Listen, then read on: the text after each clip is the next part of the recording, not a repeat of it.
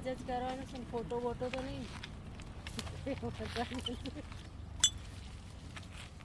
બસ હવે થઈ ગયો આવાજ જાઓ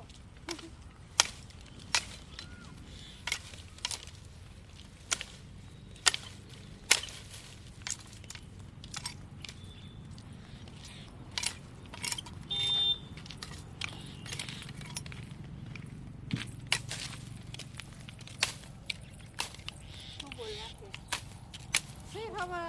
લાવજો ફોન લગાવું એમ પપ્પાને શાના માટે આવવાનું